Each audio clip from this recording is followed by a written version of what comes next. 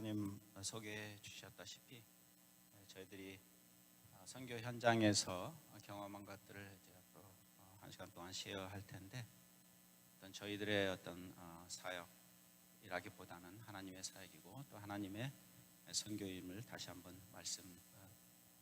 말씀드리고자 합니다. 저희들의 사역보다는 하나님의 사역이고 하나님의 선교임을 말씀드립니다. 먼저 제가 그 선교에 대해서 또 현황과 앞으로의 계획에 대해서 말씀드리기 전에 한 5분 정도 그 영상을 보도록 하겠습니다. 아무래도 영상을 보시면서 선교지에 대한 상황을 좀 이해하고 들으시는 것이 좋지 않을까 그렇게 생각을 했고요. 사실 지금 여러분이 보실 그 영상은 한 4년 전에 준비된 그런 영상입니다. 저희가 이제 봉헌식을 하기 전에 직접 만든 영상인데, 그래도 그 선교에 대한 전체적인 것을 이렇게 잘 요약하고 있는 그런 영상이기 때문에 영상 보시고 그리고 제가 계속 나와서 그렇게 말씀드리도록 하겠습니다.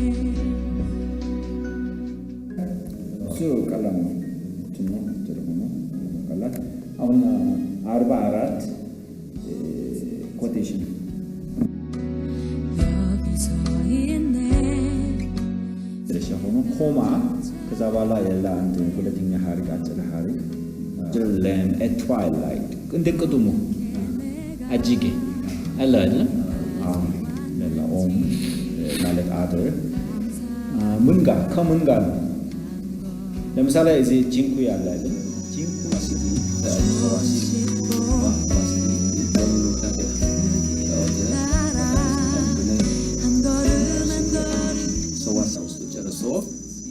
ahun wedezi yemetang bermarkah bermarkah ስለዚህ አሁን ሁለት ወር ውስጥ ይደርሳል እዚህ በቃ ከዛ በኋላ በአንድ ሳምንት ይሄ ነው የኔ እንትን ሀሳብ ብቻ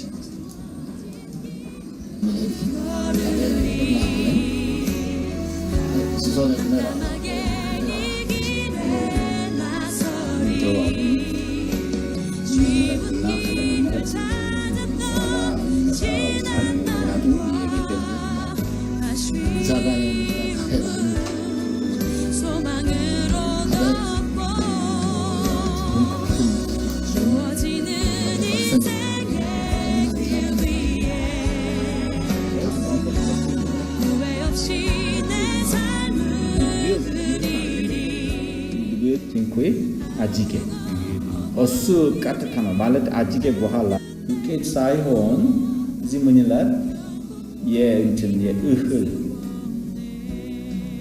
우통에 뭐니 으흐 아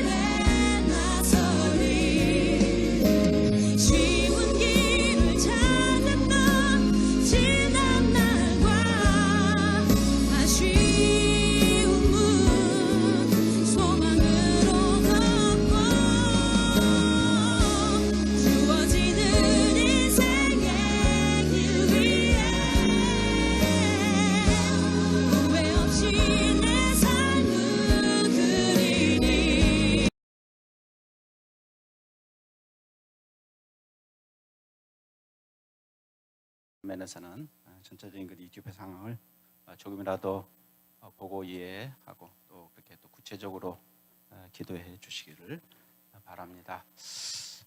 제가 한 15분 정도 사역에 대해서 전체적인 현황과 또 앞으로의 계획과 나아갈 길에 대해서 좀 말씀을 드리고자 합니다.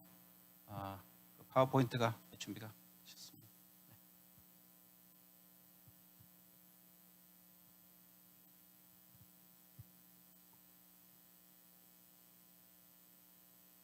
그 다음 슬라이드 넘어가 주시고요. 지금 성경 구절 한 구절 보도록 하겠습니다. 빌립보서 1장 6절 1장 6절 말씀 다 보이시죠? 우리 같이 한 목소리로 우리 맨 구절, 위에 있는 구절 한글로 된 구절 읽도록 하겠습니다. 시작. 너희 속에 착한 일을 시작하신 이가 그리스도 예수의 날까지 이루실 줄을 우리가 확신하노라. 쉬운 말 성경으로 제가 한번 읽어드리겠습니다. 하나님께서는 여러분 안에서 선한 일을 시작하셨습니다. 그분은 끊임없이 일하고 계시므로 예수 그리스도께서 오시는 마지막 그날에 그 모든 선한 일을 확실히 완성하실 것입니다. 시네칸 투케 이자게 시노 멘탕옹 이나케 떼가라케 띠르코이 멜레타 페디아 뺀뉴와 시나네코이 멜키타 예세 게레세. 마지막 마장 성경으로 읽었습니다.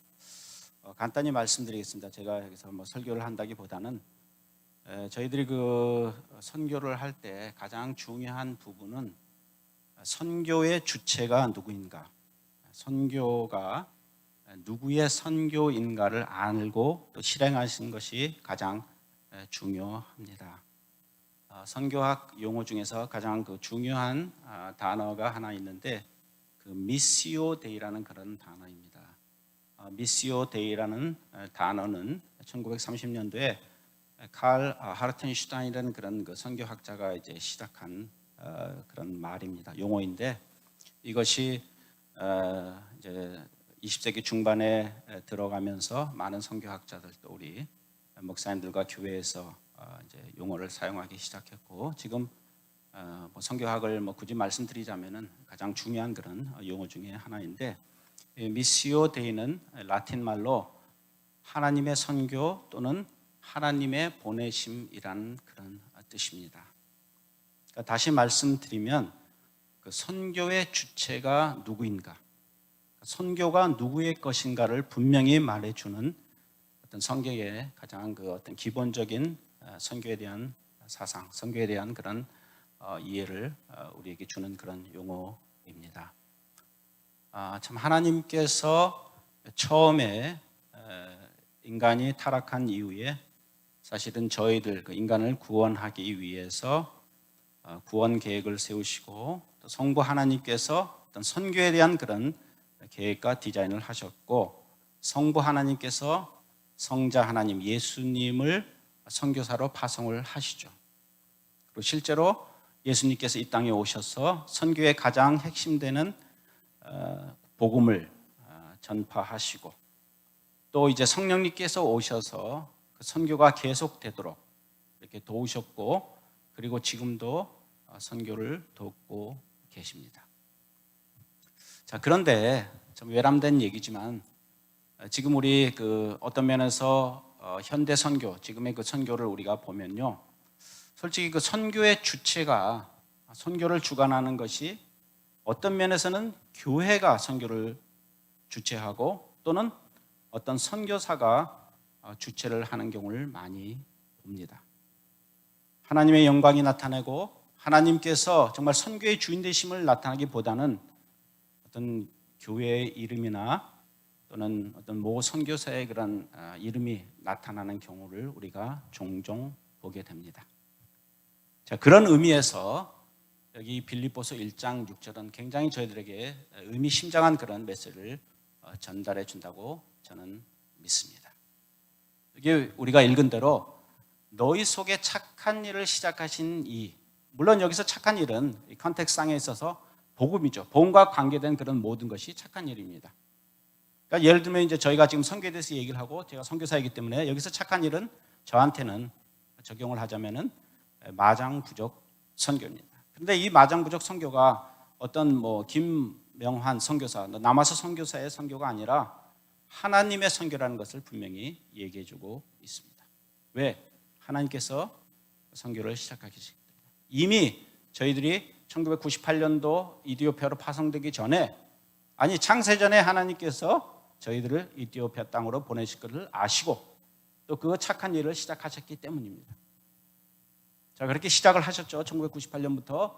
그리고 언제까지? 그리스도께서 다시 오실 날까지 계속해서 그 일을 이루실 것을 내가 확신하노라.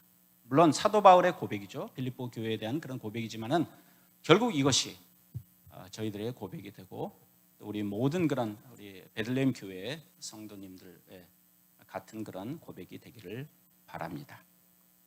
다시 한번 말씀드립니다. 우리가 하는 일들, 우리의 어떤 여러분들이 하고 있는 그런 사역들, 모든 신앙생활 주인은 하나님이십니다. 하나님께서만 영광 받으시고 또 그분께서 이루시도록 우리는 그저 협조하고 그저 거기에 배우로서 감독이 시키는 대로 할 뿐입니다. 이제 앞으로 구약 성경이 번역되는 날 저희들 한 10년 정도 예상하고 있습니다. 그러나 아무도 모르죠. 그날까지 그 착한 일을 이루실 그날까지 저희들 순종하며 나아가기를 원합니다. 자, 다음 슬라이드 보겠습니다. 여기 뭐 가족 사진입니다. 아까 목사님 잘 소개해 주셨다시피 우리 예본이 예담 저희들도 사진 한번 보시고 그 다음 슬라이드로 넘어가겠습니다. 사실 이 슬라이드가 어쩌면 제일 중요한 그런 슬라이드인 것 같습니다. 제가 중앙에 있고요. 제 오른쪽에 그 요셉이란 청년 지금 뭐 다 결혼해서 애들도 셋, 넷씩 그렇게 가지고 있는 그런 가장들이죠. 요셉 제 오른쪽에 그 다음에 제 왼편에 에피손 그리고 제 왼쪽 끝에 우리 하와리아트 이 세 분의 동역자들. 사실 이분들 그 동역자들이 없으면 저희들이 사역을 진행할 수 없습니다. 그러니까 모든 포커스가 현재에 맞춰지고 또 동역자들에 맞춰지고 또 동역자들의 그런 어떤 목소리를 듣고 저희는 그저 그분의 목소리, 그분들의 어떤 의견에 따라서 그냥 이제 해주기만 하면 되는 거거든요. 그래서 어쨌든 뭐 가장 그 귀한 분들을 여러분들 보고 계십니다. 그 다음 슬라이드로 넘어가겠습니다. 여기 이제 보시는 것처럼 그 이디오피아가 아까 화면에서도 보셨다시피 이제 어떤 면에서는 굉장히 아름다운 그런 환경, 자연을 갖고 있는데 우기 후에 찍어서 그렇습니다. 이제 건기 때는 굉장히 메마른 그런 곳이기도 하고요. 그 아프리카 동북부에 위치한 그 보통 Horn of Africa라고 하죠. 그 아프리카의 뿔에 해당하는 그런 소말리아 옆에 이집트 남부 그리고 케냐 북쪽 그리고 수단 이제 왼쪽에 오른쪽이죠. 오른쪽에 있습니다. 그래서 약 평방미터로 따지면은 이제 우리 남한의 한 10배 정도 되는 나라고요. 인구로 하면은 이제 거의 1억에 가까운 그런 굉장히 그 인구가 많고 또 청년들 그 어떤 연령층이 굉장히 두터운 나라입니다. 그래서 희망이 있는 나라이고 전통이 있는 나라입니다. 그 다음 슬라이드 넘어가겠습니다.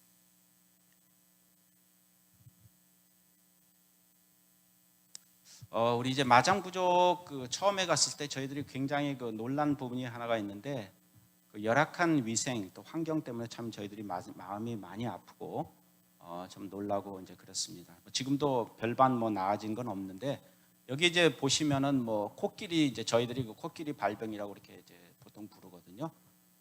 이제 보시면은 사실 그 피부 속에 이렇게 피부를 뚫고 들어가서 알을 까고 거기서 이제 기생하는 그런 기생충들이 그런 그 많이 있습니다. 이제 보통 신발이 없고 그냥 맨발로 다니다 보면 이제 흙 속에 그런 이제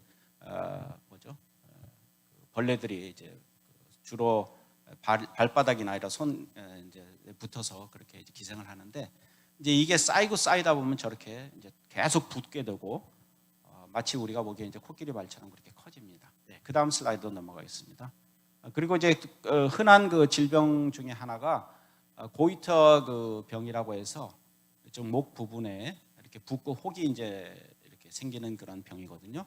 사실 이제 요드 우리 이제 소금에 쓰는 그 소금에도 이제 보통 이제 미국이나 다른 나라는 그 요드 성분이 들어가 있는데 이제 이티오피아 같은 경우는 이제 소금에 요드 성분이 따로 없기 때문에 이제 주로 많은 그런 저런 병이 이제 생깁니다. 네, 그다음 이제 넘어가겠습니다. 이게 이제 마장마을 아까 이제 보셨던 그 강 이제 하나의 냇가인데요. 이제 뭐 여기서 보시면 크게 뭐 물이 이렇게 뭐 더럽다는 생각을 이제 못 하시지만은 지금 이제 보시는 것처럼 뭐 한 분은 이제 발을 씻고 계시고 그 옆에 이제 아주머니는 빨래를 하고 계신데 사실은 그보다도 한 2m만 위로 상류로 올라가면요 동물들이 볼일도 보고 거기서 이제 물도 마시고 또 이제 조금 밑으로 내려가면 거기서 애들이 미역도 감고 그러니까 이게 뭐 이제 수자원이 말만 수자원이지 그냥 뭐 동물들 먹고 싸고 이제 마시고 다 이렇게 공유하는 그런 것이 현실입니다. 그래서 그런 어떤 그 열악한 어떤 이제 병이라든가 이런 것들이 많이 발생을 하게 됩니다. 예, 그 다음 슬라이드 넘어가겠습니다. 간단히 이제 말씀드리겠습니다. 성경 번역이 왜 오래 걸리는가 이제 가끔 질문들을 하세요. 거기에 대한 이제 답을 간단히 말씀드리겠습니다. 예, 이제 계속 이렇게 좀 눌러주시기 바랍니다. 제가 효과를 넣어서 하나하나 넘어가는데요. 이 성경 번역 과정이 크게 한 10가지 정도로 그렇게 구별이 됩니다. 그러니까 처음에 저희들이 이제 보시는 것처럼 계속 그냥 천천히 넘겨주시면 됩니다. 이제 준비 과정뿐만 아니라 자체 번역을 하고요. 그리고 자체 점검 수정 그리고 이제 자문위원 점검 및 수정. 이제 이 자문위원 점검이 이제 제3자가 와서 이제 점검을 해줍니다. 근데 이 자문위원 점검을 통해서만 저희가 이제 출판을 할 수 있게 되고요. 그리고 이제 그 이후에도 이제 부족민 그러니까 이제 마장 부족의 여러 그 남녀노소가 대표를 뽑아서 이제 그분들이 또 다시 한번 자기들 말에 이것이 자연스러운가를 또 점검을 해줘야 됩니다. 그래서 이제 부족민 검토위원회도 있고요. 그리고 이제 그걸 다시 저희들이 받아서 최종 점검을 하고요. 그리고 이제 그 이티오피아에서 출판되는 모든 성경은 이티오피아 성서공회에서 또 출판 그 카피라이트를 갖고 있습니다. 그래서 그분들이 또 인준을 해주고 점검을 해줘야 됩니다. 이제 마지막으로 이것이 이제 대한성서공회 이제 지금 그 지구상에 출판되는 거의 성경의 한 90% 이상이 사실은 대한성서공회에서 이제 출판을 하거든요. 저희 신약성경 출판도 이제 그때 대한성서공회를 통했는데 이 대한성소공회에서 또 조판 과정, 여러 가지 점검 과정을 합니다. 저희 같은 경우는 거의 한 1년 반 정도 걸렸거든요. 또 그 후에 이제 그거를 다시 shipping을 받아서 봉헌 예배를 하는 그 10가지 그 과정을 거쳐야 하기 때문에 아까 말씀드렸다시피 1998년도에 저희가 파송을 받아서 이 마장 부족의 언어로 신약을 번역하는데 2017년까지 21년이 걸렸습니다. 자, 그러면은 질문은 이제 신약 성경이 21년 걸렸는데 구약 성경은 몇 년 걸릴까요? 오직 주님만이 아십니다. 네. 자, 그다음 슬라이드 넘어가겠습니다. 빨리 진행을 하죠. 최근에 저희들이 이제 시편 자문위원 점검을 했습니다. 근데 요즘 뭐 이디오피아도 이제 코비드 상황이라서요. 큰 그런 사무실에서 모여서 창문 다 열어놓고 앞에 문 다 열어놓고 마스크 다 쓰고 방역 철저히 하면서 그렇게 저희들이 했습니다. 예, 그다음 슬라이드 넘어가겠습니다. 그리고 이제 저희들이 그 구약 성경을 이제 번역하는데 한 8년, 한 9년 전부터 이제 시작을 했는데 출판된 그러니까 2019년 12월에 구약 성경 첫 번째 책인 창세기가 출판이 됐습니다. 그리고 넘어가 주시기 바랍니다. 네, 그 출판된 창세기 안에 저기 이제 바벨탑 사건이거든요. 11장에 나오는 그 사파도 넣기도 하고 소책자를 만들어서 계속해서 이제 성경에 대한 그런 어떤 활용을 위해서 그렇게 출판을 했습니다. 그 다음에 넘어가겠습니다. 자, 이제 2021년 6월 현재 사역 보고를 간단히 말씀드리겠습니다. 여기 이제 처음에 나온 것처럼 지금 현재 구약 성경 번역 현황을 말씀드리면 모세 오경이 자체 번역 및 저희 이제 점검이 끝났습니다. 그래서 이제 창세기 녹음도 되고요. 아까 보셨다시피 출판도 되고요. 그리고 시편 자문위원 점검 완료되고 부족민 검토위원회 점검 진행 중이고요. 그리고 계속해서 시가서의 잠언 전도서 자체 번역 점검 완료됐고요. 그리고 계속해서 지금 현재 역사서죠. 여호수아 그리고 사사기 자체의 번역 중입니다. 굳이 말씀드리면 퍼센테이지로 현재 구약 성경의 40%가 완료가 되었습니다. 그래서 이제 저하고 집사람 이제 바람은 약 한 10년 후까지 저희 이제 소셜 시큐리티 보통 이제 요즘 은퇴 나이가 한 7세 정도 되잖아요, 보통들. 그래서 이제 그때까지 이제 번역을 했으면 좋겠다, 이제 완역을 했으면 좋겠다 하는 그런 목표를 가지고 있습니다. 자, 그래서 이제 다음 계획은 거기 이제 보시는 것처럼 시편을 이제 녹음을 하고 출판을 합니다. 그래서 올해 말까지 시편을 출판하게 되는데 사실 이 마장 부족이 굉장히 그 음악을 좋아하는 그런 부족이에요. 그리고 시를 좋아하는 부족입니다. 그래서 이 아마 시편이 굉장히 그 성경을 활용하는데 어떤 기폭제가 되지 않을까 그렇게 기대를 하고 계속해서 나아가고 있습니다. 그래서 남은 시가서와 자문위원 검토위원회 점검을 이제 하기를 이제 원하고요. 그리고 이제 저희 그 아내인 남선교사가 이제 그 본격적으로 상담 사역을 이제 하기를 원합니다. 그래서 이티오피아 및 동부 아프리카 전체 여러 나라를 이제 상대로 해서 그렇게 하기를 이제 원하고요. 그런데 이제 문제는 이제 걸림돌이 있습니다. 이제 기도 제목이기도 한데요. 이티오피아의 그 어떤 정치적 불안입니다. 사실 혹시라도 뉴스를 통해서 들으신 분 계실지 모르지만은 이티오피아 지금 북부에 그 티그리아 주가 있거든요. 9개 주 중에 하나입니다. 그런데 이제 티그리아가 계속해서 독립을 원합니다. 그래서 이제 연방 정부에서 이제 올해 특별히 초에 집중적으로 이제 공습을 하고 이제 전쟁이 일어나서 지금까지 수많은 그런 사람들이 이제 죽거나 또는 그 고아가 되고 여러 가지 그 피해 사항들이 있었습니다. 그뿐만 아니라 지금 저희들 그 수도에서 600km 정도 남서쪽에 있는 저희 그 태피 지역도 계속해서 어떤 소요 사태가 있고 민심이 불안한 상태입니다. 그래서 전체적으로 이티오피아, 아프리카 전체가 참 이 사정이 안 좋습니다. 그리고 뭐 여러분 아시다시피 이제 코로나 바이러스 이건 뭐 이제 그 팬데믹한 그 범세계적인 그런 현상이니까. 근데 이티오피아는 특별히 뭐 병원도 없고 간호 어떤 그 보건소도 없고 또 미국처럼 뭐 백신이 남아도는 그런 행복한 고민. 그래도 미국 뭐 50%밖에 안 맞았다고 많은데 좀 그런 남는 것도 좀 이렇게 보내주면 되는데 그것도 잘 안 되는 것 같습니다. 어쨌든 이렇게 그 여러 가지 상황 속에서 쉽지는 않습니다. 예, 그 다음 슬라이드로 넘어가겠습니다. 다시 한번 보여드립니다. 이제 그 다음 슬라이드가 이제 그 기도 제목인데 다시 한번 그 에피손, 그 다음에 하와리앗, 그 다음에 요셉 이 세 명의 마장 동역자들 다시 한번 보여드립니다. 드립니다. 예, 그 다음에 한번 기도 제목 쭉쭉 내려주시기 바랍니다. 제가 효과를 넣어서 그냥 쭉 하고 제가 일괄적으로 설명을 드리겠습니다. 고전 됐습니다. 보시는 대로 이디오피아가 정치, 경제, 사회적으로 안정이 되도록 기도해 주시고요. 그리고 2017년 12월 27일 날 봉헌된 그 신약 성경이 계속해서 잘 활용이 되고 또 그 말씀을 통해서 부족 간에 정말 그 가운데 복음의 열매들이 맺혀질 수 있도록 기도해 주시고요. 그리고 우리 동역자들이 참 영육간에 강건하도록, 우리 특별히 그 요셉 같은 경우는요 맨날 아픕니다. 나이가 지금 40이거든요. 굉장히 팔팔한 나이인데 여러 가지 당뇨도 있고 또 빈혈도 있고요. 또 눈도 안 좋고요. 또 우리가 뭐 중요한 일만 있으면요 맨날 교통사고 나고요. 오토바이 타고 가다가 그냥 차하고 부딪혀가지고 그냥 땅바닥에 내동댕이 쳐가지고 다들 사람들이 죽었다 하고 막 그런 그 항상 어떤 그 영적인 그런 챌린지가 굉장히 많습니다. 그래서 일단은 우리 동역자들이 건강해야 됩니다. 그리고 구약 성경 번역이 순조롭게 진행되도록, 그리고 이제 마지막 그 세 가지는 저희 이제 개인적인 건데, 노동 허가증. 이번에 이디오피아 정부의 법이 바뀌어서요. 이디오피아 정부는요 매번 갈 때마다 관공서 갈 때마다 법이 바뀝니다. 그리고 누구를 만나는 데 따라서 담당자에 따라서 또 법이 바뀌어요.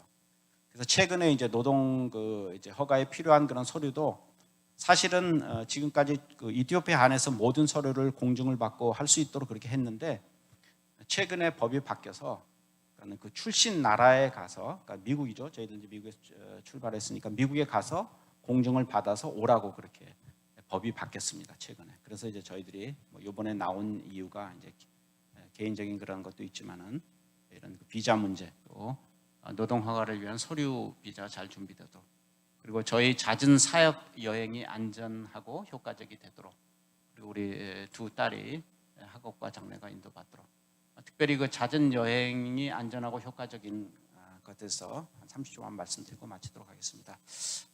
요번 올해 이제 3월 달이죠.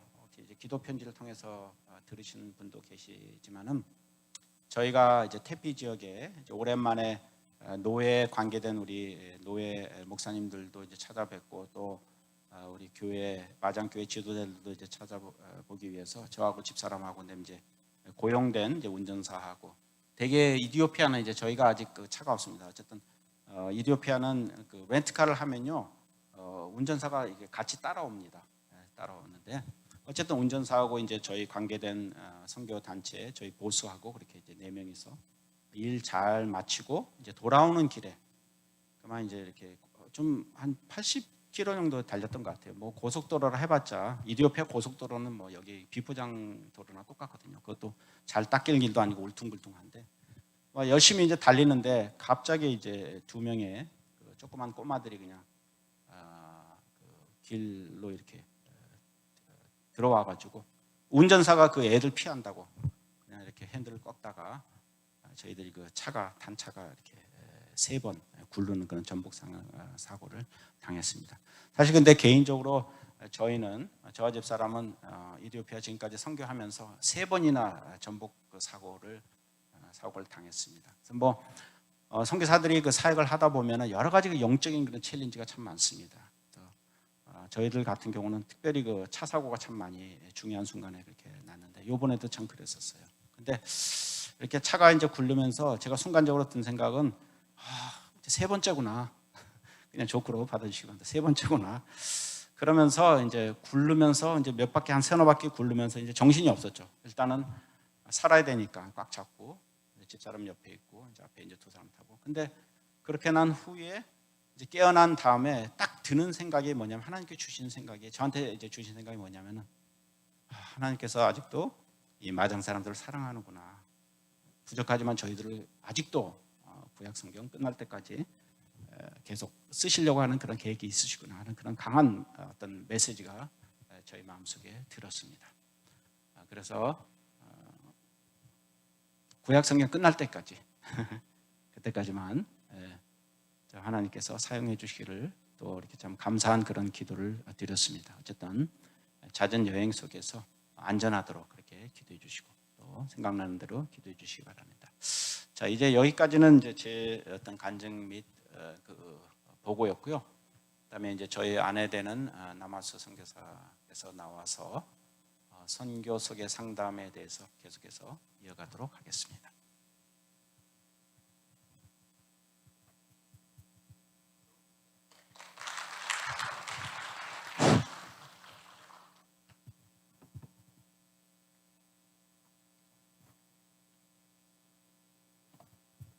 안녕하세요. 저는 이렇게 여러 사람 앞에 서는 게 참 어려운 사람인데 이런 걸 하시라고 기회를 주셔서 사실 처음에 이제 성경 번역 같이 가서 하다가 저는 이제 문맹 대치 쪽으로 이제 빠지게 되고 또 그렇게 하면서 생활을 하다 보니까 저희 그 같이 있던 가이드가 있었어요. 이제 저희 그 시골에서는 저희 그 컴파운드를 지켜주는 이제 그 가드가 있었는데 그분이 새롭게 북쪽에서 이제 그 박해를 받는 지역에서 오셔갖고 남쪽에 저희 있는 데로 와서 이제 북쪽에 있으면 믿는 사람은 다 도로에 맞아 죽으니까 목숨을 걸고 내려와서 이제 신앙을 지키는 그런 상태였었는데 그분이 예수를 열심히 믿고 막 하나님을 막 부르고 하시면서 너무 뜨겁게 믿으시는데 그분이 나가는 교회를 한번 따라 나갔다가 이렇게 앉아 있는데 헌금통이 돌아가는데 헌금을 안 하고 분명히 돈을 있는데 그냥 가만히 있고 나오더라고요. 그래서 뭐 헌금하는 게 뭐 신앙의 기준은 되는 건 아니지만 너무 궁금해갖고 여쭤봤어요.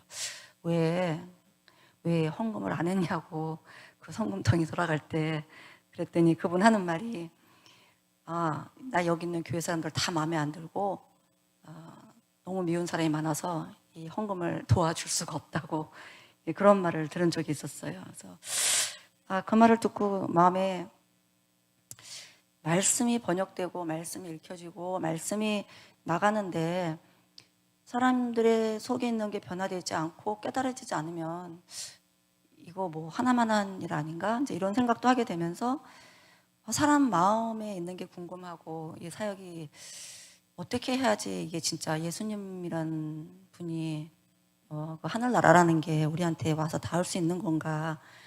그러면서 이제 이렇게 마음에 그런 것들이 많이 일어났었는데 한참 시간이 흐른 후에 이제 하나님이 기회를 주시게 되고 어떻게 길이 열려서 여기까지 왔어요. 그래서 이제 공부를 하게 된데 서론이 길어서 죄송합니다.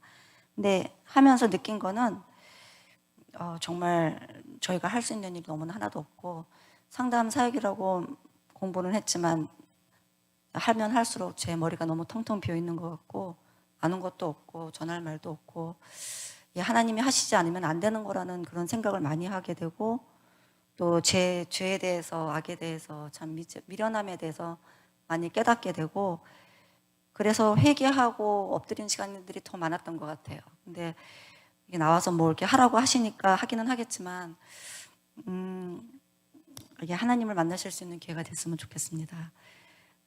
번역 사역이라고 하면은 자기 언어로 성경을 번역해서 이제 자기 문자가 없는 그 부족한테 말씀을 전해주는 사역이 되는데 저는 이 기독 상담을 하는 사역은 이 말씀을 적용해서 하나님의 그런 어떤 치유와 관계 회복, 제자를 사는 그런 삶으로 연결했으면 좋겠다라는 그런 쪽으로 가고 있어요. 근데 일반 상담하고 다른 게 있다면 일반 상담은 그냥 어떤 그 증상을 완화시키고 약간 치유를 경험하게 하고 그런 것에 비해서 기독교 상담은 그 증상을 치유할 뿐만 아니라 그 사람을 원래의 관계, 하나님과의 관계로 회복시켜주고 또 나아가서 소명을 감당하는 삶으로 살게 해주는 그런 데 목적을 두고 있습니다.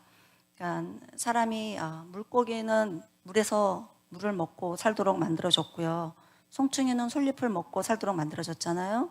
근데 사람은 이 하나님과 연결되어져 있어서 그 흐름이 있고 그 꼴을 먹고 마실 때에 그 존재가 의미가 있고 생명력을 발할 수 있도록 프로그램되어 있는 존재라고 제가 깨달았습니다. 그리고 우리 그 주에 죄송합니다. 저걸 좀 넘겨주시겠습니까? 예. 여기를 다 해버렸어요. 그러니까 두 번째로 넘어가 주시면 감사하겠습니다. 네. 그러니까 요한복음 15장 5절에 보면은 저가 내 안에 내가 저 안에 있으면 이 사람은 열매를 많이 맺나니 나를 떠나서는 너희가 아무것도 할 수 없다라는 말이 나오죠. 근데 그 말을 가만히 들여보면 어떻게 보면 굉장히 식상하고 너무 이렇게 귀에 익은 말이라 뭐 그러려니 하실 수 있겠는데, 이 말씀을 가만히 들여보면요, 우리가 하나님 안에 연결되어 있지 않으면 생명력을 느끼지 못하고 삶에 아무런 의미를 가질 수 없는 존재로 만들어졌다는 거예요.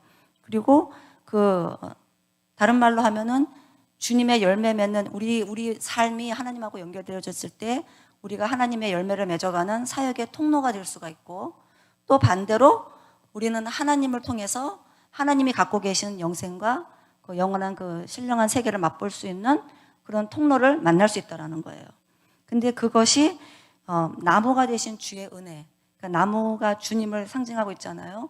근데 그거는 또 다른 말로 은혜를 상징하고 있고, 또 그 가지는 우리인데, 그 우리는 우리 믿음으로 인해서 나오는 믿음의 행위, 그것이 같이 흐를 때에, 연결되어질 때에 하나가 되어서 주가 내 안에 흐르고 내가 주 안에 흐르고 저가 내 안에 내가 저 안에 있어서 생명을 공급받고 열매를 맺어가는 그러한 존재로, 그러한 그 프로그램과 그런 어떤 그런 가꾸로 우리가 만들어졌다는 거죠. 그래서 이 사실을 참 보면은, 다른 말로 하면은 하나님의 은혜에 의해 우리의 믿음의 행위가 더해져서 우리가 연결되어지고 생명력을 공급받을 때에 우리가 생명을 얻게 되고 만족감을 누리게 되고, 또 더 나아가서는 제자를 삼는 소명에까지 자라가는 그러한 사람으로 저와 여러분이 만들어진 존재라는 것이죠.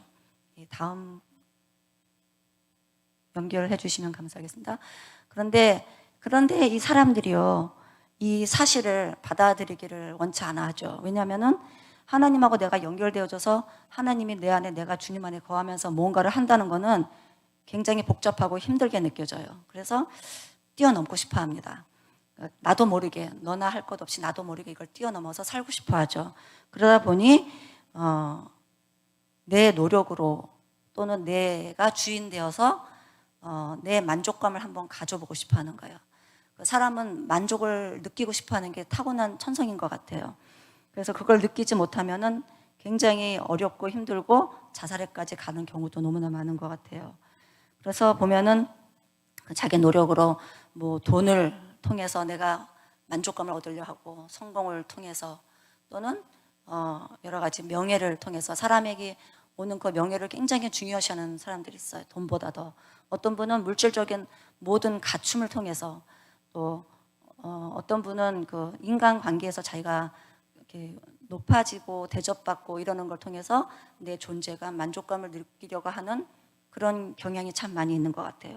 제가 아는 어떤 분도 교회에 오셨는데, 새로 오신 교회에 오신 분이었는데, 제일 처음 하신 일이 모든 교인을 다 초대해서 자기 집으로 데려가셨던 일이 있었어요. 근데 굉장히 잘 사는 집이어서 개인 집에 영화관까지 있었고, 뭐 이렇게 아주 커다랬어요. 근데 그것을 다 보여주시고 이렇게 막 소개시켜 주시고 안내해 주시고 투어해 주시면서 그분이 굉장히 만족해 하시는 것을 느꼈어요.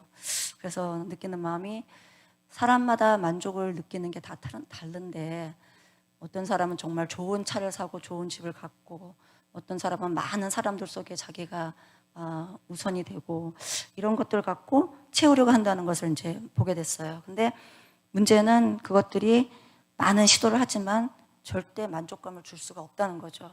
왜냐하면은 아까 말씀드린 것처럼 저희는 그렇게 프로그램이 돼 있지가 않아요. 저희가 하나님이 우리를 만든 프로그램 속에는 하나님하고 연결이 돼야지만 만족감을 느낀다고 말씀했잖아요. 그래서 이제 할 수 없으니까, 그 다음 슬라이드로 넘겨주세요. 이 불만족이 계속되면 계속될수록 이제 스트레스가 되어지죠. 사람의 스트레스가 쌓이게 되면요, 이 스트레스 메시지를 계속 전달하다 보면, 저 밑에 그림처럼 그 신경 전달 물질이라고 해서요, 저희 메시지를 전달하는 신경 전달 물질이 있잖아요. 얘네들이 이 무리가 돼요. 얘네들이 무리가 되면은 신경이 오고 가고 이 메시지가 전달이 왔다 갔다 해야 되는데 확 막혀버리는 거예요. 그래서 작동이 안 되게 돼요.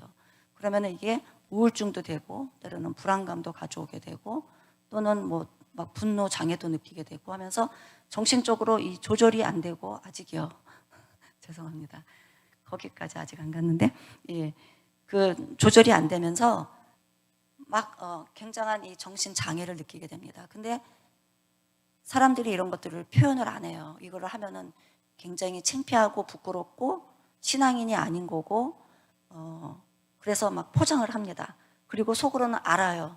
알으면서 그 다음에 하는 행동은 그것을 더 극복하기 위해서 더 많은 노력으로, 더 많은 돈벌이로, 더 많은 명예를 구하고 더 많은 것들로 나를 채우려고 노력을 하게 되죠. 그렇지만 그거는 결코 나를 만족시켜 주지 못하고 계속해서 악순환을 하고 있는 거게 되는, 이제 계속해서 돌아가는 거죠. 그러다 보니 우리 삶이 지치게 되고 신앙도 떨어지게 되고, 그냥 속된 말로 캐싸라 뭐 캐싸라 쎄란가요? 예, 그렇게 되고 하다 보니 모든 것을 잃어버리고 이제 하나님과 끊어져 버리는 경우까지 가게 되는 경우가 비일비재한 것 같아요. 그래서 이 모든 뭐 암이든 뭐 어떤 질병의 문제가 다 그러하듯이 정신적인 문제, 영적인 문제도 올바른 파악과 진단이 없으면은 그 문제 해결을 찾아가는 것은 참 불가능한 것 같아요. 다음 슬라이드 도착합니다. 그래서 이제 우리가 그 문제를 해결을 해야 되는데, 그 이제 문제를 찾다가 보니까 그 문제 가장 중심에 많은 상담을 이렇게 하다 보면요, 결국은 그 마당 밑바닥에 깔려 있는 거는 죄의 문제가 있더라고요. 그러니까 그 죄의 문제 속에 내가 콱 막혀 있는 거예요. 하나님하고 막혀 있는 거예요. 그러니까 이 흐름을 받지 못하고 연결을 받지 못해서 아픈 거예요. 그래서 그 죄에 대해서 깨닫지를 못하면 우리가 이 문제를 정말 해결이 어려운데, 그 죄라는 것도 내가 깨달아지는 게 아니잖아요. 말씀에서 보면은, 이 창세기에 보면은 아담에게 이르시되 내가 내 아내의 말을 듣고 내가 내게 먹지 말라 한 나무의 열매를 먹었은즉 땅은 너로 말미암아 저주를 받고 너는 내 평생에 수고하여야 그 소산을 먹으리라. 그러니까 이 죄의 문제가 창세기 때부터 나오는 것처럼 하나님의 말씀에 불순종했을 때 이 죄가 올라오게 되는 거예요. 그때부터 모든 문제가 이제 시작되는 건데, 하나님의 말씀을 순종하지 않는 죄에서 문제가 시작되면서 그것이 나의 영적인 문제, 정신적인 문제까지 다 이게 오염이 된다는 거죠. 그래서 그 문제 중에 또 그 죄에 대한 문제 중에 많이 역할을 하고 있는 게 그 밑에 나와 있는 거짓말. 그러니까 이 사탄이 가장 많이 쓰는 방법이 이 거짓말이잖아요. 너희는 너희 아비 마귀에서 났으니 너희 아비의 욕심을 너희도 행하고자 하느니라. 저는 처음부터 살인한 자요 진리가 그 속에 없으므로 진리에 서지 못하고 거짓을 말할 때마다 제 것으로 말하나니 이는 저가 거짓말장이요 거짓의 아비가 되었음이니라. 그러니까 사탄은 우리한테 죄를 짓게 하는 방법 중에 하나가 계속 거짓말을 우리한테 심어주고 그 거짓말을 믿게 하고 넘어지게 하고 떠나게 하고, 그런데 우리가 알아차리지 못하게 그것을 한다는데 이제 문제가 있는 거죠. 한 가지 예를 보면은 옛날에 그 박효진 장로님이 그 청송감옥소에서 있었던 일을 간증한 그 내용이 하나가 있었는데요. 뭐 아시는 분도 계시겠지만 어떤 청년이 유학을 이제 부모님이 유학을 보내줘서 유학을 갔는데, 거기서 이제 공부를 안 하고 육신의 정욕, 안목의 정욕, 이생의 자랑에 이제 빠지게 된 것 같아요. 근데 이제 그 배후에는 거짓말이 많이 작용을 했겠죠. 네 멋대로 살아라. 뭐 굳이 이런 어려운 공부를 하겠느냐. 뭐 좋은 게 좋은 거지. 너는 그렇게 안 살아도 되지 않느냐. 뭐 이렇게 하면서 이제 생각으로 왔던 그 죄들이 나중에는 더 큰 죄로 가게 되고 하다 보니까 돈에 쫄리게 되고, 그 돈을 마련을 해야 되니까는 다시 부모님한테로 나가가지고 돈을 달라고 요구를 하게 되는데, 그 부모님이 한국까지 돈을 찾으러 온 이제 아들한테 주질 않았습니다. 왜냐하면 돈을 보내줬더니 공부는 안 하고 계속해서 이제 나쁜 짓을 하니까 돈을 안 줬어요. 그리고 이제 돈을 못 받고 나오는데 그 귀신이 쫓아다니던 귀신이 나타나가지고 다시 집에 들어가서 너한테 돈을 안 준 그 부모를 죽여라. 그래서 올라가서 이제 자기도 얼떨결에 귀신한테 홀려가지고 죽였는데, 죽이고 난 다음에 그 추운 겨울에 이 사람을 묻어야 되는데 땅이 얼어 있잖아요. 근데 그 얼은 땅을 갖다가 쪼갤 힘이 없잖아요. 근데 그 삽도 어디에 있는 삽을 가져와라 하더니 그 삽을 올라타고 그 귀신이 그 언 땅을 어머니, 아버지, 형님, 형수, 그 조카까지 그 여러 사람을 죽일 수 있는 구덩이를 파서 매장을 시켜버렸어요. 그랬는데 문제는 경찰서에서 이제 공범을 대라 했는데 혼자 했다. 말이 안 된다. 공범을 대라. 혼자 했다. 귀신이 시켜서 했다. 거짓말하고 있다. 뭐 어쩌고 해갖고 이제 서울로 이제 이 케이스가 올라오게 됐는데요. 이 사람이 감옥에 가서 계속 시달리면서 귀신이 시킨 대로 했는데 그 감옥소에 있을 때에 그 귀신이 또 나타나서 한 말이 너 같은 자식은 자살해서 죽어야 돼. 네가 어떻게 부모 형제를 죽이고 살 자격이 있어. 너는 죽어야 돼. 해서 그 사람을 자살로 몰고 갔다라는 거죠. 약간 극단적인 예가 될 수 있을지는 모르는데요. 일상생활에 저나 여러분이 겪는 것 중에 하나인 것 같아요. 크게 작게 이런 경우들을 많이 경험하는데요. 내 속 안에서 어떤 거짓말이 올라오는지를 모르는 채 거짓된 소리를 쫓아가면서 또 나중에는 죄책감과 열등감과 두려움에 사로잡혀서 내가 나를 어디로 가고 있는지도 모르는 상태에서 죄를 짓게 되고 그것이 막 얽히고 설켜가지고 하나님한테 어떻게 나가야 되는지도 모르고 이 문제를 어떻게 해결해야 되는지도 모르고 그래서 결국은 파멸에 이르는 경우를 참 많이 경험하는 것 같아요. 그런데 이것이 어떤 사람은 적게 어떤 사람은 크게 그래서 겉으로 볼 때는 뭐 세상이 다 그렇게 사는 거지 뭐 별 문제야 이게 다 그렇고 그런 거지 그렇게 넘어간다는 경우가 너무 많다는 거죠. 그런데 하나님께서는 말씀하시기를 속지 말라는 거죠. 속으면은 죄로 이어지고 죄를 지으면은 죄의 끝은 뭡니까? 멸망이라고 하지 않았습니까? 그래서 우리가 이제 이 문제를 어떻게 해결을 해야 되느냐. 그러니까 내가 건강해야 내가 만족을 느끼고 내가 하나님 앞에서 만족하고 감사가 있어야 제자를 삼고 다른 사람을 가르치고 또 소명을 감당할 수 있는 거고 그래야 우리의 이 생명력이 계속 흘러나가는 건데 이런 삶을 어떻게 살아야겠느냐. 그래서 이제 그 다음 정면에 보면은 이게 상담이라는 이 도구가 그냥 상담이 뭔가 문제를 크게 해결해주고 이러는 것이 아니라 그 진리, 그러니까 진리를 알지니 진리가 너희를 자유케 한다 그랬잖아요. 근데 이 진리가 정말 사람을 자유케 해요. 많은 경우에요. 정말 이렇게 상담하다가 우리는 다 알고 있는 얘기인데 그 말을 그냥 딱 전달해 줬는데 그 사람은 성경에 그런 말이 있었어요. 이게 그 문제랑 연결되는 거였어요. 하면서 이렇게 탁 깨어나는 그런 순간을 많이 경험했었어요. 그래서 봤을 때 이런 하나님이 이 말씀을 통해서 영혼을 깨우지 않으면 진정한 치유나 어떤 사역이나 이런 것들이 참 불가능할 수도 있겠다라는 생각을 했었습니다. 그래서 그 상담의 원리를 보면은 이 진리를 통해서 자기가 자기를 못 보잖아요. 내가 내 김치 국물이 묻었는지 이빨에 뭐가 꼈는지 잘 모르는 것처럼 물론 하나님의 말씀이 전능하셔서 영과 혼과 골수를 쪼개는 말씀이 되기도 하겠지만 또 우리가 서로 동력하라고 말씀하시는 부분이 있잖아요. 뭐 안 그랬으면 우리가 각자 혼자서 독불장군식으로 산에 가서 돌을 닦으면 되지 교회 와갖고 동력할 이유가 하나도 없지 않습니까? 마찬가지로 하나님이 하시는 역할이 있고 또 우리 사람으로서 같이 동력을 해야 되는 역할이 있듯이 하나님의 은혜를 저에게 주시지만 또 저희가 상담을 통해서 그 사람의 죄에 대해서 또 어떻게 보면은 그 얽혀있는 그 거짓된 말과 생각이 얽혀있는 부분에 대해서 하나님이 조명하시고 또 그 치유하시도록 도와주는 사역을 하는 게 상담 사역이라고 생각합니다. 그런데 이제 이거를 이렇게 말씀만 드리면 잘 어렵게 또 느끼실 분도 있으실 것 같아서 자녀 양육에 관한 것을 하나 예를 들어서 좀 한번 적용해 보려고 해요. 근데 약간 조금 복잡해질 것도 같은데요.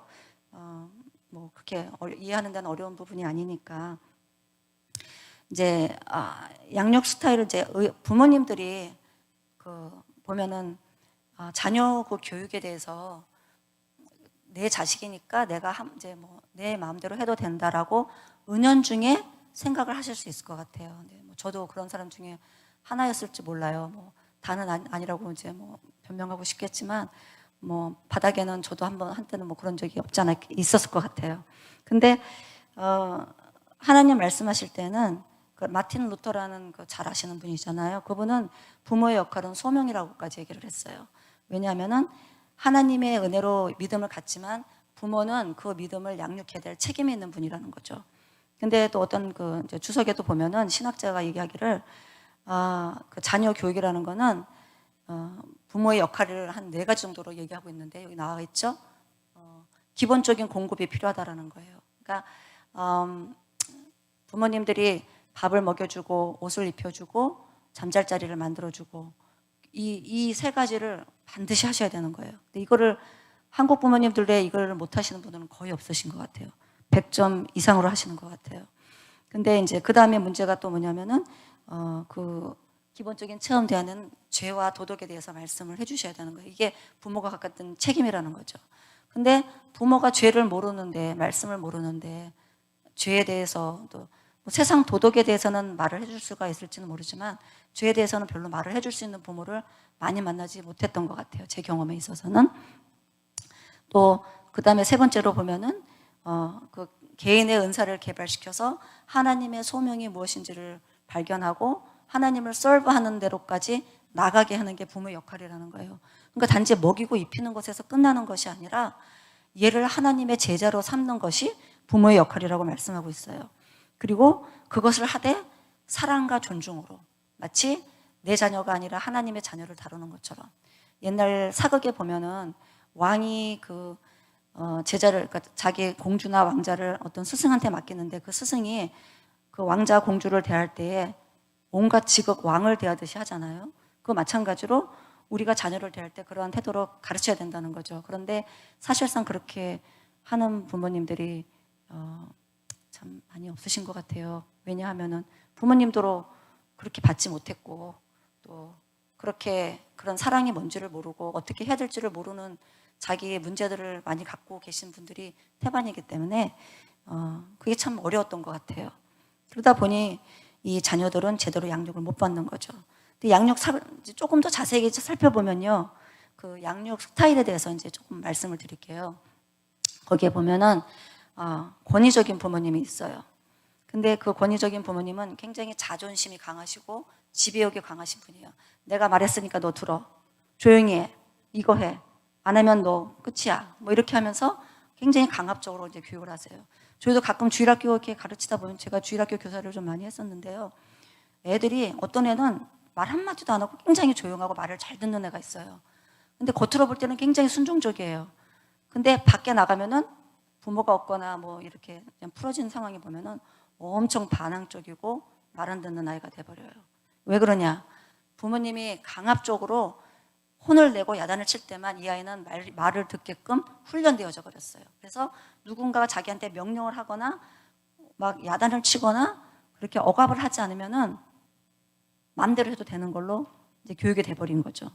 그러다 보니까 아이가 굉장히 두려움에 사로잡히거나 아니면 아예 침묵을 해버리거나 뭐 이런 경우들이 참 많이 있었던 것 같아요. 그러니까 부모님은 좋은 의도로 얘를 순종을 잘하고 착한 아이로 만들어야겠다라고 했지만은 이 아이의 필요를 채우기보다는 부모님의 필요, 내 자존심을 세우고 내가 이 아이를 갖다가 정복해야겠다라는 이런 필요를 더 많이 느끼셨던 것 같아요. 그래서 그 아이는 자라면서 하나님의 사람이 되기보다는 어떻게 보면 반항적이고 불순종하는 사람으로 커가는 경향이 굉장히 많습니다. 이런 이제 세속적으로 볼 때도 그렇고요. 또 다음 양육 스타일을 보면요, 방임적이라고 나오죠. 근데 이거는 이제 무관심한 그런 경우예요. 그냥 내버려 두는 거예요. 특히 이제 이민 초기에 오셨던 분들이 뭐 하루 12시간, 16시간 밖에 나가서 이제 생활고에 시달리시다 보면은 얼마나 스트레스가 많겠어요. 그 부모님들이. 정말 여기까지 저희가 이렇게 한국 사회가 발달한 이유도 다 그런 분들이 이렇게 세워간 공적이 많이 있겠지만 또 한편으로는 그분들이 그 자녀를 이렇게 방임하셨을 일이 너무나 많았던 것 같아요. 그래서 그 아이들이 무관심 속에 자라다 보니까 또 부모님은 죄책감이 있어요. 내가 일에 빠져서 피곤해서 힘들어서 아이를 제대로 돌보지 못하니까 죄책감이 있어요. 근데 이 아이들이 그걸 또 정말 너무 잘 파악해갖고 부모를 또 조절을 해요. 조종을 잘해요. 그러니까는 이 아이들한테는 어떤 문제가 생기냐면 결핍이 생겨요.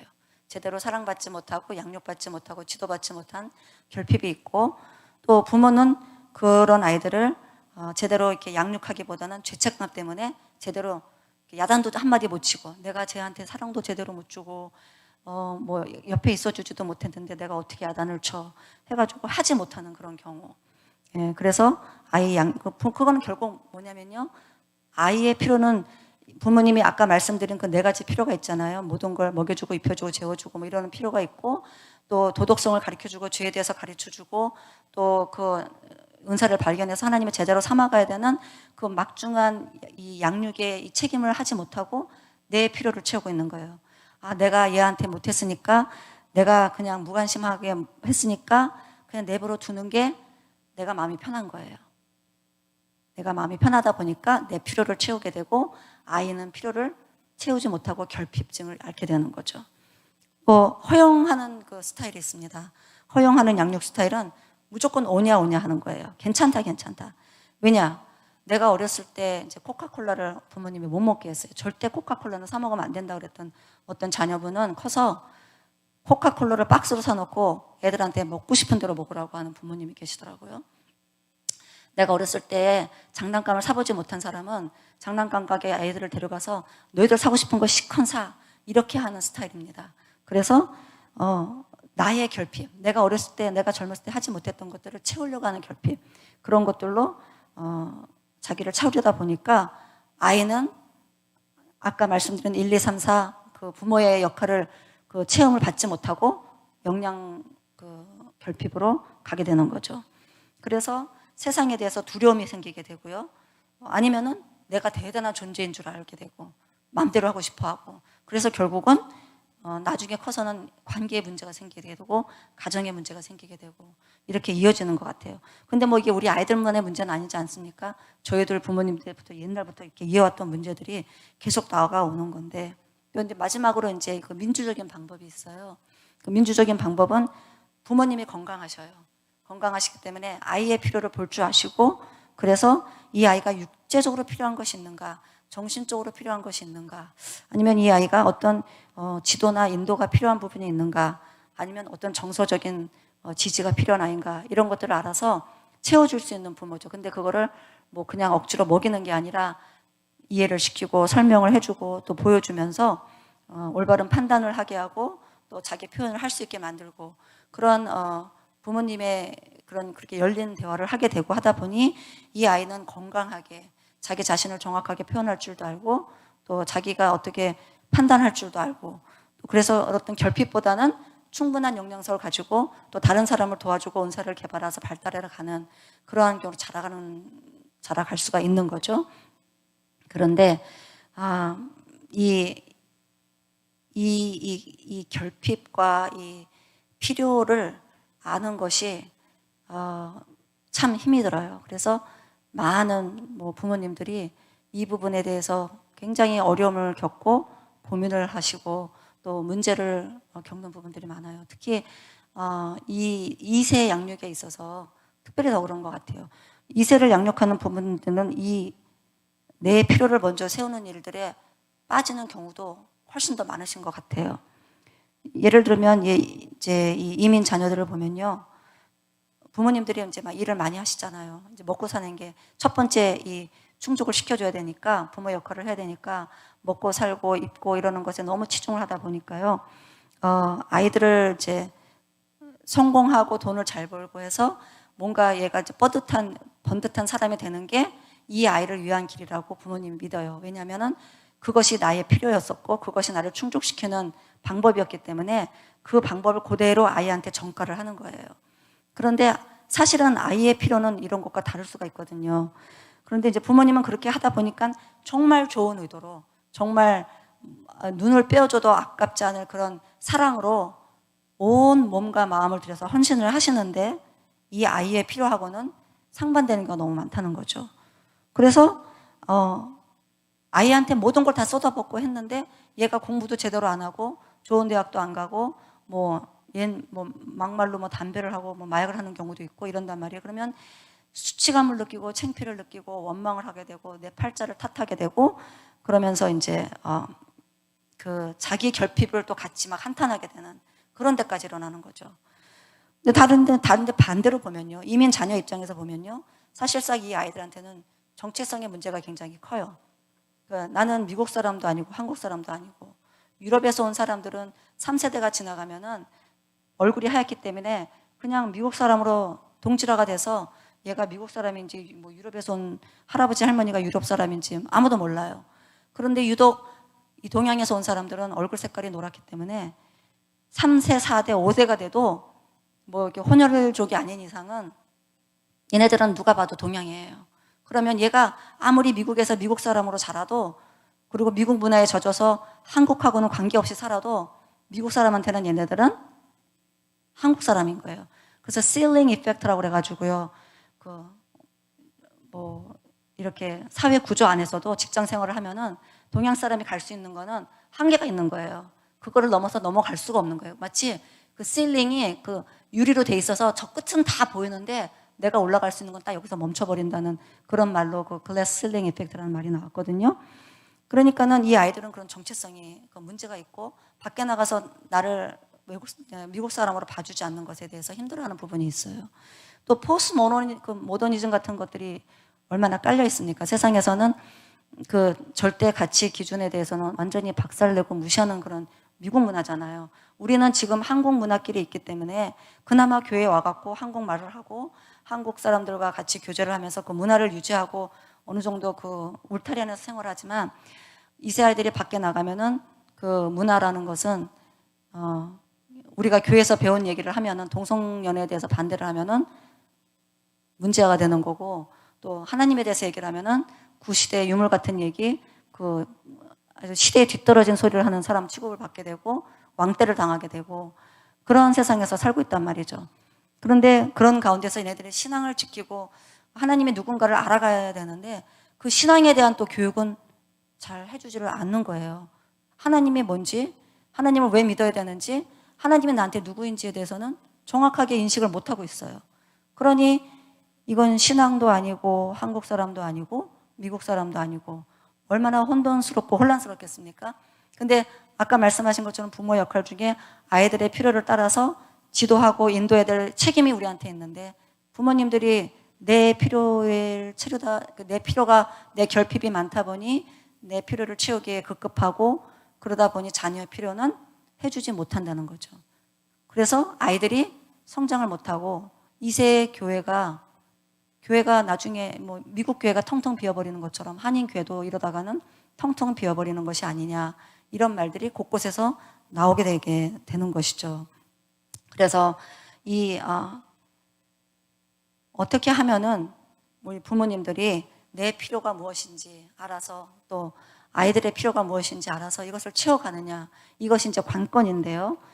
다음 슬라이드를 보여주시면 주님과의 그런 그 관계에서 이 해답이 나오는 것 같아요. 마태복음 22장 그 37장 40절에서 말씀하신 것처럼 예수께서 가라사대 내 마음을 다하고 목숨을 다하고 뜻을 다하여 주 너의 하나님을 사랑하라 하셨으니 이것이 크고 첫째 되는 계명이요 둘째는 그와 같으니 내 이웃을 내 몸과 같이 사랑하라 하셨으니 이 두 계명이 온 율법과 선지자의 강령이니라. 이것도 많이 들었던 말이라 굉장히 식상하잖아요. 그런데 여기에 해답이 있는 거예요. 하나님이 말씀하시기를 내 마음과 뜻과 정성과 목숨을 다해서 나를 사랑하면, 그 다음에는 이제 나를 사랑하면 하나님이 너희 필요를 채워주겠다라는 거죠. 그러니까 하나님을 사랑한다는 말은 뭐예요? 요한복음 그 14장 21절에 보면 내 말을 듣고 지키는 자라야 나를 사랑한다 그랬거든요. 내 말을 듣고 지키는 자, 내 말을 듣고 지키는 자, 그 말은 무슨 말이냐면 내 마음과 생각을 완전히 하나님 앞에 다 복종시키는 거예요. 그러면은 중간 지점이 없는 거죠. 다른 말로 하면은 내 마음과 생각을 완전히 하나님 앞에 다 드러내서 잘못된 거는 회개하고 또 하나님이 말씀하시는 거는 지켜야 되는데, 물론 제 힘으로 하는 건 아니에요. 성령님이 주셔야 하는 일인데 구하지 않는 자에게 주시지 않잖아요. 문을 두드리시지만 문을 열지 않으면 주지 않잖아요. 하나님이 주시지만 사람이 해야 되는 부분이 있는 거잖아요. 그런 것과 마찬가지로 우리가 하나님을 구해야 되는 거죠. 하나님을 구하고 하나님의 그 생명이 우리한테 들어오시도록 문을 열어주셔야 되는 거죠. 이거는 우리가 해야 되는 책임인 거죠. 그래서 내 마음과 뜻과 정성을 다해서 하나님을 찾아야 되는 거예요. 그리고 결국 그 해답은 어디에 있냐면 거룩에 있는 거예요. 성결에 있는 거고 거룩에 있는 거예요. 내 잔이 비워지고 내가 거룩해지면은 그 다음에는 하나님이 채우시는 데 있어서는 마음껏 부으시는 분이시잖아요. 하나님이 정말 살아계신 것을 믿는데, 여러분이나 저나 하나님이 살아계시는 걸 믿는데 하나님이 우리한테 부으신다는 것에 대해서는 굉장히 부담감을 느끼고 거부감을 느껴요. 왜 그런가요? 내가 마음을 정결하게 하고 성결하게 할 자신이 없고 또 그것에 대해서는 좀 거부감이 느껴지니까 하나님이 채우신다는 것에 대해서는 먼 얘기로 느껴지는 거죠. 그러나 하나님에 대해서 인정을 하고 믿음을 갖고 내가 나를 내려놓게 되면은 나머지 부분은 하나님이 채우시게 되고 내가 하나님으로 인해서 채워지게 되면은 그 다음에는 내가 내 이웃을 사랑할 수 있게 되고 내 자녀를 사랑할 수 있게 되고 내 자녀가 또 제자가 되어서 다른 사람을 전도할 수 있게 되는 데까지 나아가는 소명을 감당하는 삶이 될 수 있다는 거죠. 그래서 이 상담이라는 것은 어떻게 보면은 이런 부분들을 터치해주고 만져주고 같이 얘기하면서 사람마다 다 문제가 다르거든요. 어떤 사람한테는 이런 문제가 있고 이런 죄성이 있고 저런 막힘이 있는데 그걸 다 일관적으로 말은 할 수가 없어요. 근데 대화를 하면서 이 사람들한테 막혀 있는 것들을 하나님이 알려주시고 깨닫게 해주시고 또 그것을 해결해 주실 수 있도록 하나님이 도와주실 수 있도록 저희가 옆에서 같이 동력해 주는 거예요. 성도들이 같이 서로 후원하고 도와야 하는 것처럼 저희도 같이 동력하는 그런 사역이 되는 건데요. 이런 원리로 저희 마장 부족에게도 같은 사역이 필요한 것 같아서 저희가 이제 이 사역을 하기로 마음 먹었고요. 제가 하는 사역은 이제 현지의 그런 사역자들과 동역자들과 이런 사람들을 상대로 이런 일들을 하게 되는데 아마도 처음에는 1대1 이런 상담보다는 아마 이렇게 세미나식으로 해서 교육하는 그런 일들이 더 많이 있지 않을까. 그래서 하나님을 정말 알아가고 만나가고 그 진리를 이렇게 새겨가는 그런 시간이 필요하지 않을까 해서 이 사역을 준비했습니다. 시간 관계상 여러 가지 사람의 문제, 정신적인 문제라는 게 복잡하고 어려움이 많이 있는데요. 이걸 간단하게 이건 1+1은 1입니다. 이런 식으로 말할 수는 없지만 간단한 근본과 원리를 이게 알게 되면 생각보다는 또 쉽게 풀어져 갈 수 있는 것도 같습니다. 저희의 결핍, 여러분의 결핍, 또 선교지의 결핍, 교회의 결핍, 사회의 결핍 이런 것들을 바르게 파악하고 또 하나님의 원천을 바르게 공급받아서 다 정말 치유되고 또 하나님의 나라가 세워져가는 그런 저와 여러분과 온 사역이 될 수 있기를 기도합니다. 잠깐 기도드리겠습니다.